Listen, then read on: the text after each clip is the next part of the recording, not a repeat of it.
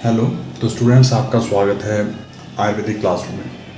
तो जो ये लेक्चर सीरीज़ होने वाली है हमारी, तो यहाँ पर हम बात करने वाले हैं शुश्रुत संहिता के बारे में, यानी कि संपूर्ण शल्य चिकित्सा का जो ज्ञान है वो हमें शुश्रुत संहिता से ही मिलता है। आजकल जो है सर्जरीज लीगल हो गई हैं आयुर्वेद में, तो सर्जरीज के बारे में हम कहाँ पर पढ़ेंगे, तो हम पढ़ेंगे शुश्रुत संहिता में। तो देखिए, हमें पहले तो क्या है इसका नाम याद करना है। शुश्रुत सूत्र स्थान का जो पहला अध्याय है, इसका नाम है वेद उत्पत्ति अध्याय। ठीक है, वेद उत्पत्ति अध्याय। तो वेद उत्पत्ति अध्याय को आपने याद करना है। उसके बाद जैसे हमने चर्क में जो पहला श्लोक पढ़ा था, अथ शब्द से स्टार्ट होता था, तो उसके 8 मांगलिक पाद थे। तो यहाँ पर भी क्या है, वो 8 मांगलिक पाद आपको देखने को मिलते हैं। और साथ साथ जो इसमें जो सूत्र मिलते हैं, शुश्रुत संहिता में जो सूत्र मिलते हैं, वो 8300 आपको सूत्र मिलते हैं। ठीक है, तो आपको ये याद करना है कि 8300 आपको सूत्र यहाँ पर मिलते हैं। तो हमने चरक संहिता के बारे में क्या पढ़ा था? चरक संहिता के बारे में क्या पढ़ा था? इसमें 12,000 क्या मिलते हैं आपको? श्लोक मिलते हैं चरक संहिता की बात करें तो। लेकिन यहाँ पर जो शुश्रुत संहिता के लिए बोला गया कि इसमें कितने सूत्र मिलते हैं, तो कितने सूत्र मिलते हैं आपको करना है टिक 8300 जो संपूर्ण शुश्रुत संहिता में सूत्र मिलते हैं। तो आपको ये याद कर लेना है। ठीक है, उसके बाद आप आ जाइए श्लोक नंबर 2 पे।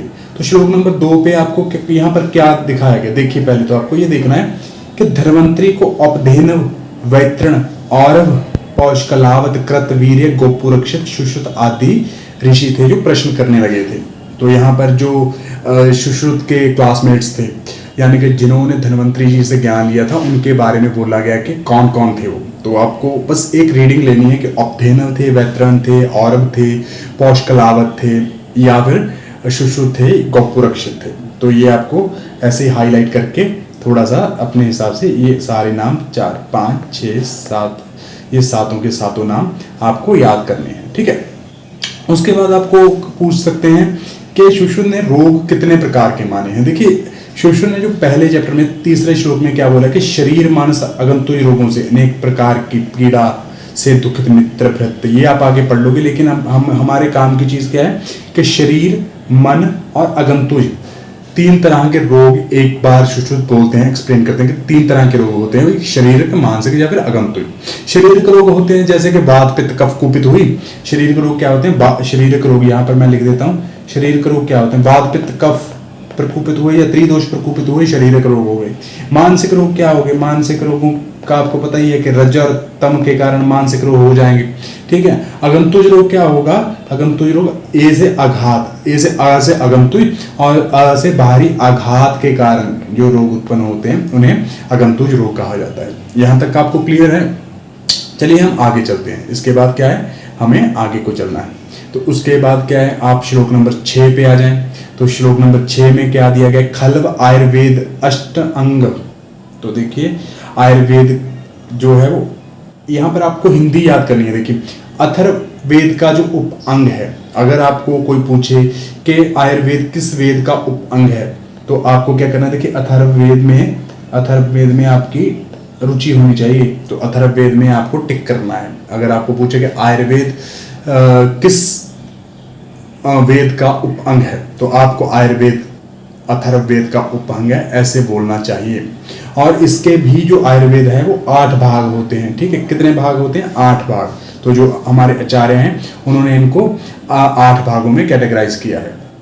ठीक है, आगे हम एक एक भाग को देखते जाएंगे। ठीक है, उसके बाद आपको क्या करना है? पूर्व काल में ब्रह्मदेव ने सृष्टि की रचना से पूर्व इस आयुर्वेद को 1,00,000 श्लोक और 1000 अध्यायों के रूप में बनाया था। तो पहले जो ब्रह्मा जी थे उन्होंने क्या किया था?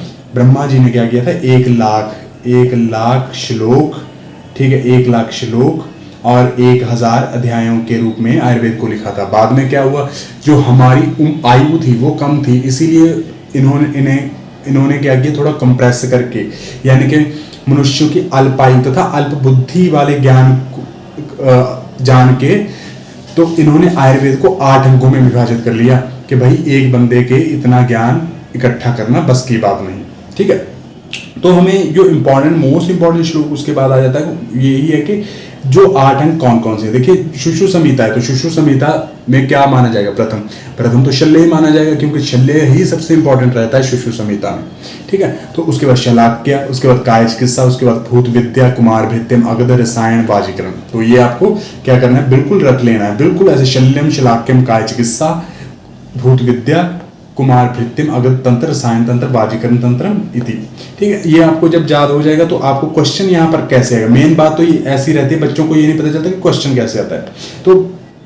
तो देखिए भाई क्वेश्चंस आते हैं ऐसे कि जैसे कुमार भृत्य को कौन से नंबर पे, कौन से स्थान पे रखा है, ठीक है, सुश्रुत में, अकॉर्डिंग टू सुश्रुत बताइए, ठीक है। तो आप टिक कर दोगे, कुमार भृत्य को रखा है जी 5वें स्थान पे।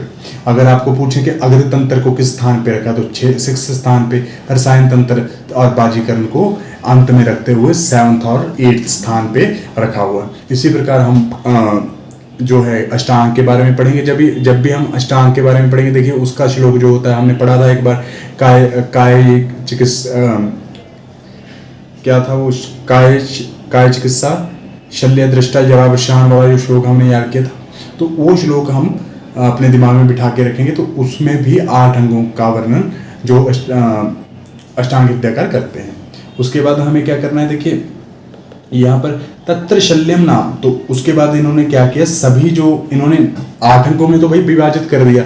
अभी हमें कौन सा पता चलेगा कि कौन से अंग में कौन से विषय का हमें अध्ययन करना है, तो वो हमें इस श्लोक के माध्यम से पता चलता है कि देखिए तत्र शल्य नाम विवित्रण काष्ठ पाषाण पांशु लोलोष्ट, आप यहाँ टिक कर लें 9th श्लोक, तत्र शल्य नाम विविध तृण काष्ठ पाषाण पांशु लोलोष्ट अस्थि वाल नख पूर स्त्राव दुष्ट वर्ण अंतर्गर्भ शल्य उदरनार्थी अंतरशेष्ट शारंगणी प्राणिधान वर्ण विनिश्चयार्थश्च।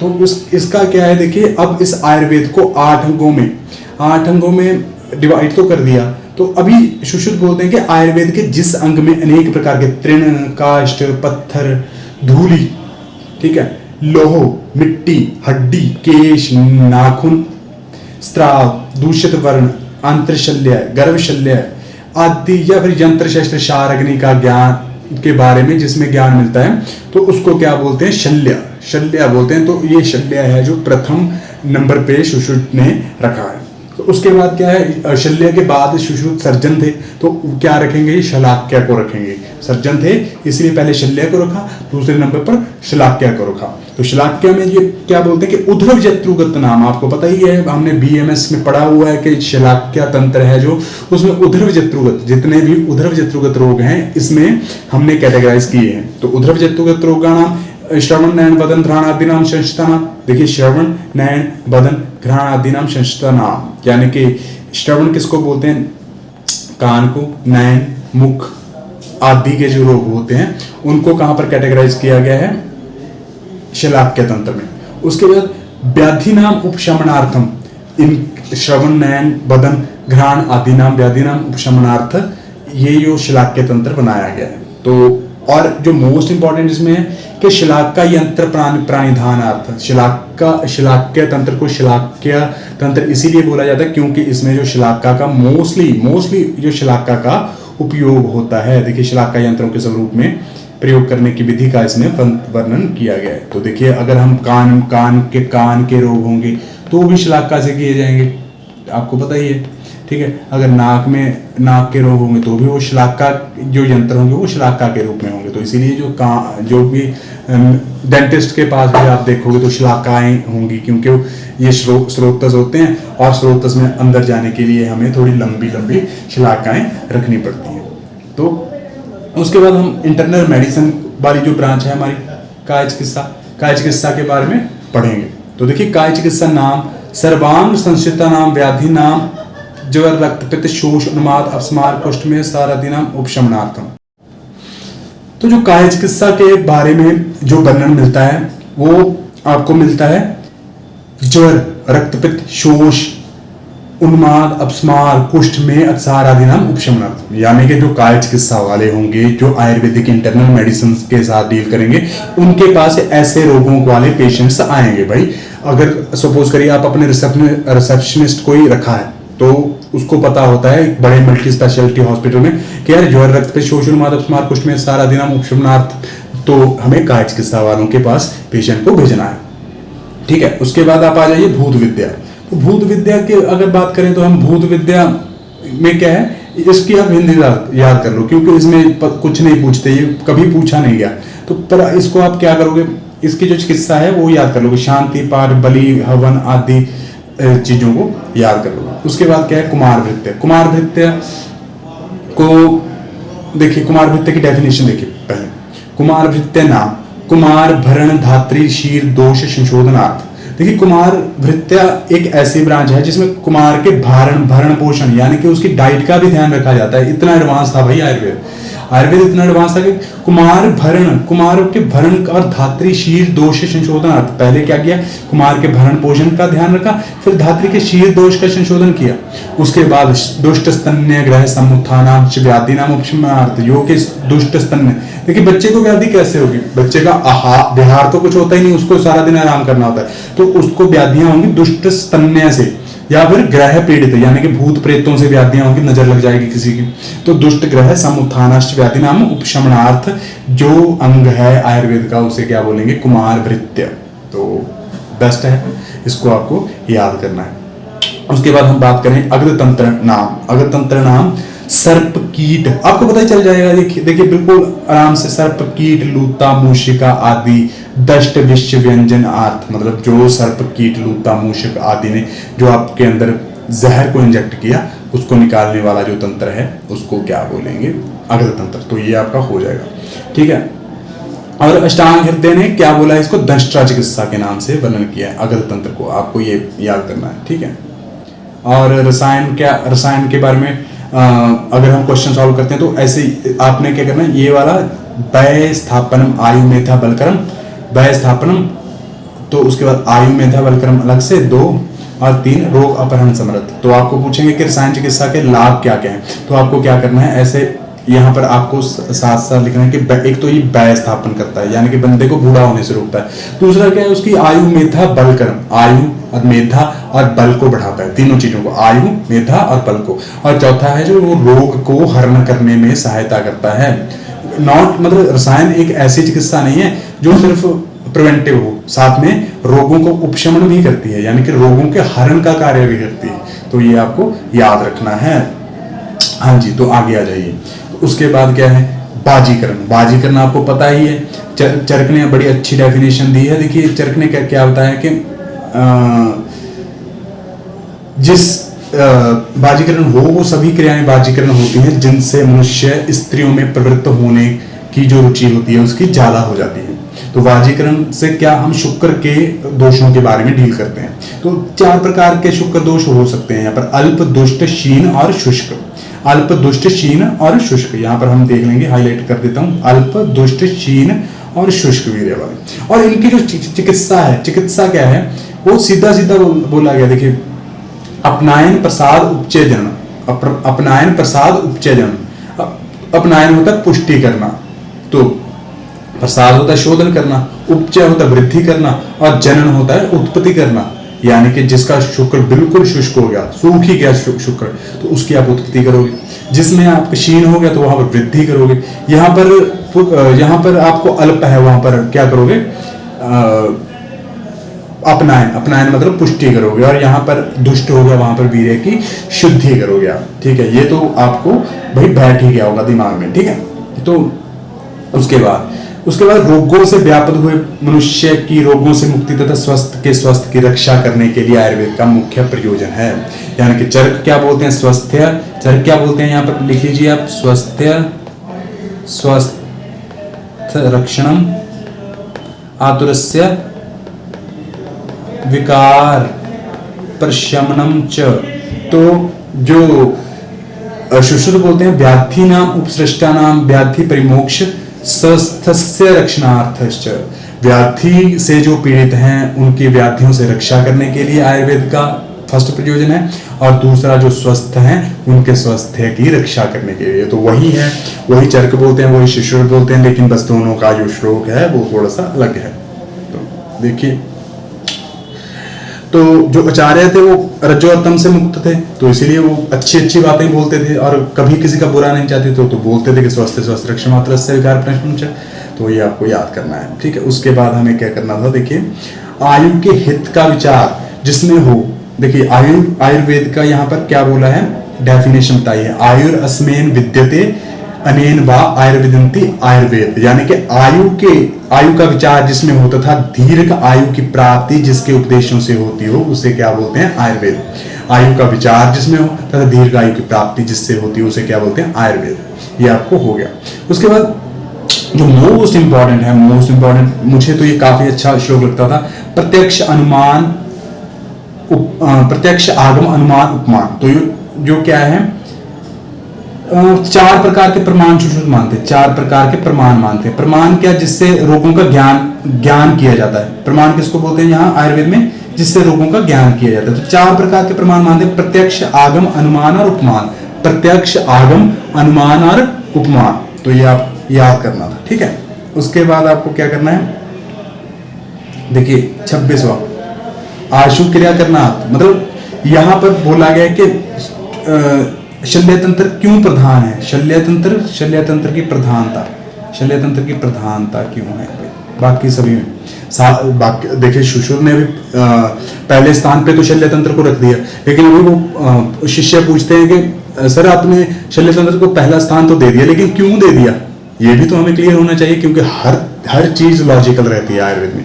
तो जो गुरु हैं वो बोलते हैं कि एक तो आशु क्रिया करना, जैसे किसी के पित्ते में पथरी बन गई, गैल ब्लैडर में स्टोन बन गया तो उसको निकाल दिया, तो आशु क्रिया, यानी कि आज पथरी बनी, दूसरे दिन गैल ब्लैडर रिमूव कर दिया तो आशु क्रिया करना, दूसरे दिन सभी चीजों का अंत हो गया। और जंत्र शस्त्र शार अग्नि प्राणिधान, और इसमें जो है जंत्र शस्त्र शार अग्नि का यूज होता है, ठीक है। तो एक दूसरा पॉइंट ये होगा, क्योंकि जो चीजें मेडिसिन से दूर नहीं होती वो जंत्र शस्त्र शार अग्नि से दूर हो जाती हैं। और तीसरा क्या है, सर्वतंत्र सामान्य, यानी कि जो देखिए जैसे मेडिसिन तो चर्क में भी दी जाती हैं, तो सभी तंत्रों में, कुमार भृत्य में भी मेडिसिन दी जाती है, लेकिन उसी के समान यहाँ पर भी शल्य तंत्र में भी मेडिसिन तो है ही, पर साथ में क्या है, आशु क्रिया करना, क्योंकि यहाँ पर जो रोग हैं वो शीघ्र ही समाप्त किए जाते हैं, और जंत्र शस्त्र शार अग्नि से काम होने के कारण ये थोड़ा दूसरे तंत्रों से प्रधान रहता है। तो यहाँ पर सुश्रुत बोलते हैं, देखिए चर्क बोलते हैं कि जो बंदा पैसों के लिए यानी कि फिर मनी के लिए कार्य करता है, या फिर धन कमाने की इच्छा से चिकित्सा करता है, तो वो क्या कर रहा है, वो सोने को छोड़कर मिट्टी को इकट्ठा कर रहा है। तो इन्होंने बोला है, चर्क बोलते हैं कि भाई पैसों के लिए चिकित्सा मत करो, चिकित्सा करो तुम जश की प्राप्ति करने के लिए या लोगों की सहायता करने के लिए। परंतु जो सुश्रुत हैं, यानी कि वो जो सर्जन हैं, वो बोलते हैं कि यार जो वैद्य को अपनी वृत्ति के लिए, यानी कि अपने बच्चों का पेट पालने के लिए या अपनी फैमिली को चलाने के लिए भी चिकित्सा करनी पड़ेगी। तो यहाँ पर वृत्ति कर बोला है सुश्रुत ने, ठीक है। तो अगर सर्जन फ्री में सर्जरी करता रहेगा तो उसके पास क्या बचेगा, उसको या एपीजीटी क्रैक करने का क्या फायदा होगा, है ना। तो आप लोग खुद ही समझदार हो। उसके बाद हमें क्या पढ़ना है, देखिए उसके बाद वही आयुर्वेद अवतरण का श्लोक आ गया। आयुर्वेद अवतरण, यहाँ पर आप लिख भी सकते हो, आयुर्वेद अवतरण के बारे में बताया है, बस कुछ भी नहीं, इसमें आपको देखना क्या है। देखिए पहले ब्रह्मा ने क्या किया, प्रजापति को दे दिया, प्रजापति ने क्या किया, अश्विनी कुमारों ने को दे दिया, अश्विनी कुमार ने क्या किया, ज्ञान को अपने जो राजा थे वो इंद्र, उनको दे दिया। और उसके बाद क्या हुआ, इंद्र से ज्ञान किसने लिया, धन्वंतरी ने ज्ञान लिया। और जब हम चर्क पढ़ते हैं तो चर्क में ज्ञान किसने लिया था, चर्क में इंद्र से ज्ञान कहाँ पर गया था, इंद्र से ज्ञान गया था भारद्वाज के पास। भारद्वाज आपको पता ही होगा, और भारद्वाज को इसी कारण उग्र तपा भी बोला गया है, ठीक है। तो यहाँ तक आपको 100% क्लियर हो जाना चाहिए, ठीक है। तो चलिए आगे चलते हैं। उसके बाद क्या है, ठीक है, तो यहाँ क्या बोला, देवताओं की वृद्धावस्था, पढ़िए यहाँ पर, देवताओं की वृद्धावस्था, रोग तथा मृत्यु को नष्ट करने वाला आदिदेव मैं धन्वंतरी आयुर्वेद के अन्य अंगों के साथ शल्य तंत्र का उपदेश करने के लिए फिर पृथ्वी पर अवतीर्ण हुआ हूँ। तो ये तो ऐसे लिख दिया, इसमें क्वेश्चन नहीं आएगा। तो यहाँ पर सुश्रुत क्या बोलते हैं कि पंच महाभूत शरीरी समवाय पुरुष इति उच्यते। हमने पंच महाभौतिक पुरुष को पढ़ा है, पंच महाभौतिक शरीर को पढ़ा है, पंच महाभूतों से युक्त, प्लस उसमें अगर शरीरी किसको बोलते हैं? शरीरी बोलते हैं आत्मा को, यानी कि जो शरीर का मालिक है, तो आत्मा को बोलते हैं शरीरी। तो पंचमहाभूत शरीरी समवाय पुरुष इति उच्यते। तो ये क्या बनाता है? मिलके क्या बनाता है? पुरुष को, कंप्लीट पुरुष को, जिसकी चिकित्सा की जाती है।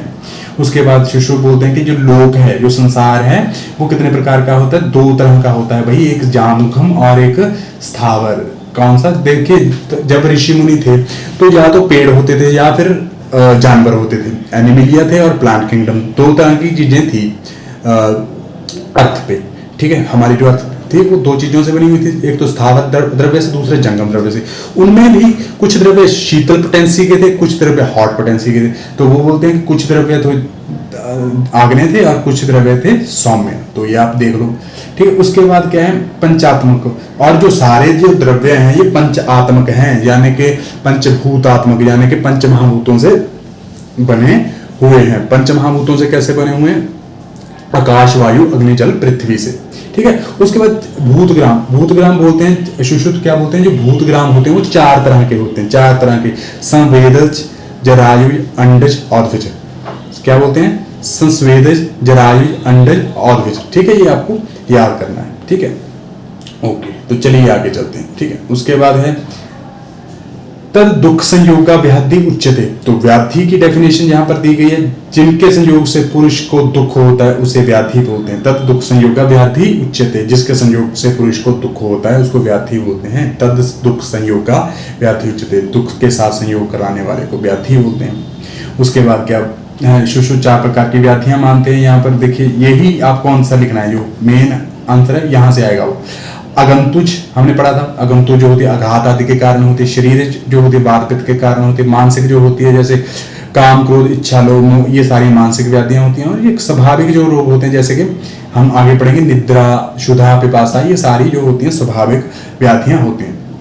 उसके बाद ये श्लोक आ गया अगला 33 श्लोक आप देखिए। तो यहाँ पर हम हिंदी को पढ़ेंगे। देखिए, शरीर के रोग कैसे होते हैं? देखिए, शरीर के रोग हीन, मिथ्या, अति मात्रा में प्रयुक्त अन्नपान, कुपित हुए या विषम, वात, पित्त, कफ, रक्त, इनके सन्निपात आदि से उत्पन्न होते हैं। मैंने आपको करवाया था कि वात, पित्त, कफ के ऊपर नीचे होने से या फिर यहाँ पर सुशुद्ध रक्त को भी दोष मानते हैं। तो वात, पित्त, कफ, रक्त के ऊपर नीचे होने के कारण जो निज रोग होते हैं। लेकिन जो हमारे मानसिक रोग होते हैं वो देखिए, वो किसके कारण होते हैं? मानसिक रोग क्रोध, शोक, भय, हर्ष, विषाद, ईर्ष्या, असूया, तो काम, क्रोध आदि से जो होते हैं वो मानसिक रोग हो जाते हैं। ठीक है, इच्छा, द्वेष आदि से। तो जो स्वाभाविक रोग हैं वो क्या है? ये आपको यहाँ पर बहुत ज्यादा इंपॉर्टेंट है, ये पूछ लेते हैं। क्षुधा, पिपासा, जरा, मृत्यु। क्षुधा, पिपासा, जरा, मृत्यु। भूख, प्यास, जरा, मृत्यु ये स्वाभाविक हैं, सभी को आते हैं और इनकी कोई भी चिकित्सा नहीं होती। ठीक है, तो ये आपको याद करना है। ठीक है, उसके बाद क्या है? देखिए, 4 प्रकार की मेन लाइन ऑफ ट्रीटमेंट्स होती हैं। लाइन ऑफ ट्रीटमेंट बोलते हैं 4 प्रकार की होती हैं। 4 प्रकार की कौन कौन सी होती हैं? संशोधन, संशमन, आहार और विहार। संशोधन होता है, संशमन होता है, आहार होता है, विहार होता है। संशोधन हो गया, संशमन हो गया, आहार और विहार, 4 प्रकार की जो मेन लाइन ऑफ ट्रीटमेंट्स होती हैं। तो पहले संशोधन करो, फिर संशमन चिकित्सा दो, फिर उसके आहार और विहार पर आपको निगाह रखनी है कि वो बंदा कुछ गलत तो नहीं खा रहा या कुछ उल्टा पुल्टा तो नहीं खा रहा। उसके बाद आपको ये श्लोक आता है, जैसे फिल इन द ब्लैंक्स के रूप में ये श्लोक आता है। प्राणिनः पुनः मूलाहारो, जो प्राणी के प्राणों का मूल है वो क्या है? आहार है। इस जिससे बलवर्ण ओजश्च, बलवर्ण ओज को प्रदान करता है जो कि, और साथ में क्या है?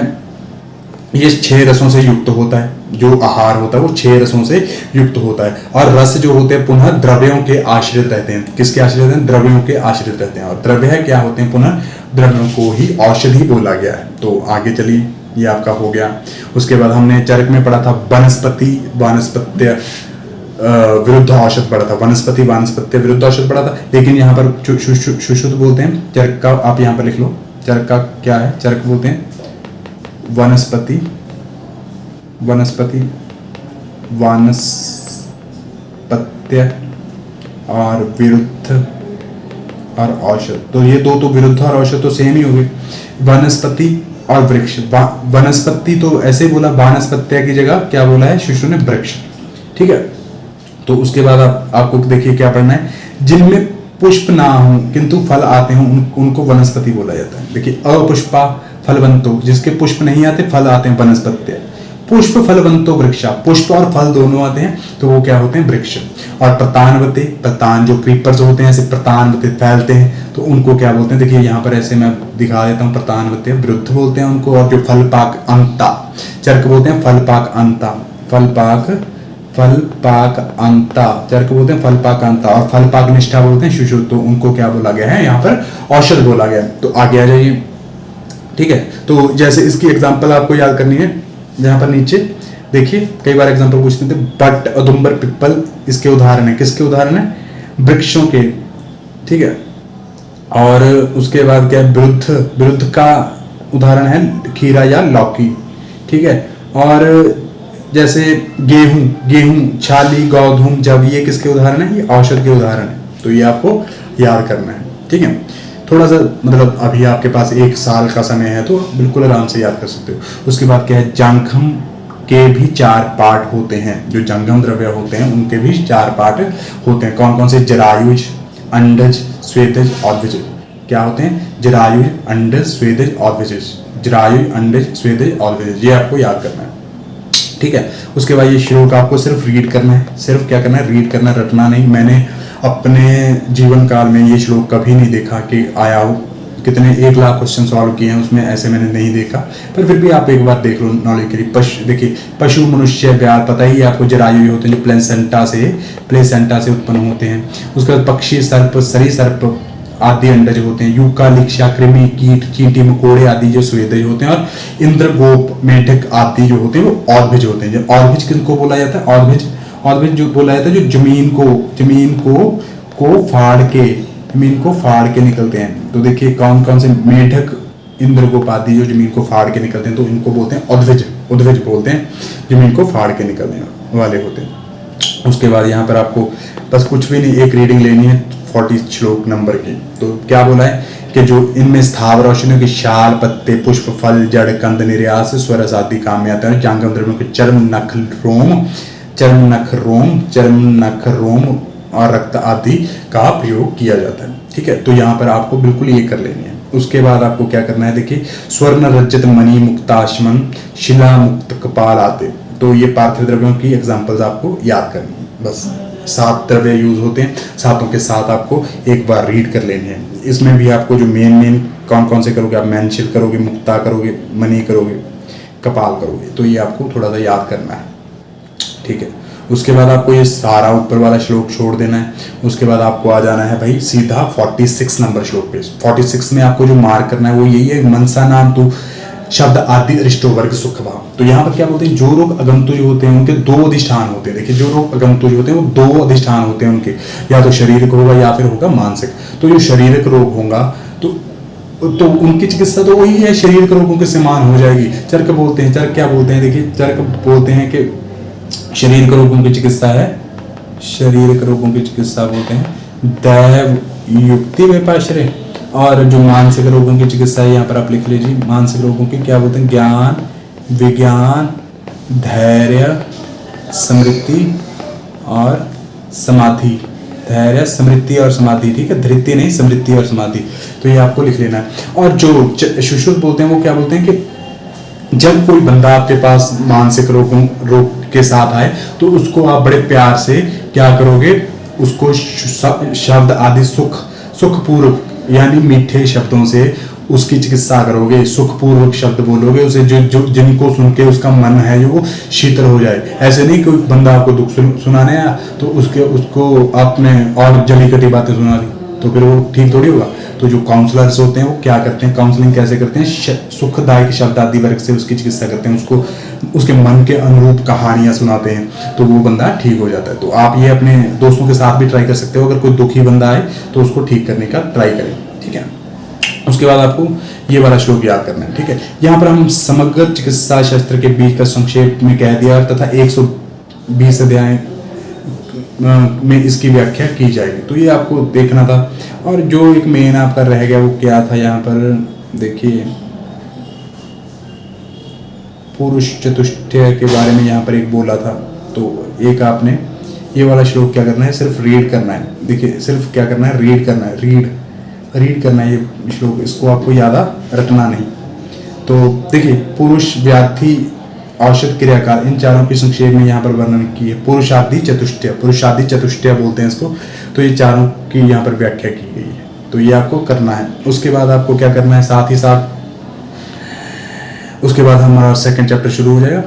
तो आपका जो पहला चैप्टर है वो यहीं पर समाप्त होता है। इसको आपने कम से कम 5-5, 10-10 बार पढ़ना है ताकि आपका AIA PGT में अच्छा रैंक आए। धन्यवाद। पढ़िए और हार्ड वर्क दोस्तों करते रहिए। आपको ऐसा लगता है कि आपके पास बहुत टाइम है, लेकिन जब आप तैयारी करने के लिए आप सिलेबस को उठाओगे तो आपको पता चलेगा कि बहुत ज़्यादा सिलेबस है। इसलिए आपको यहीं पर इस चैप्टर को मजबूत करते रहना है। धन्यवाद। बने रहिए आयुर्वेदिक क्लासरूम के साथ।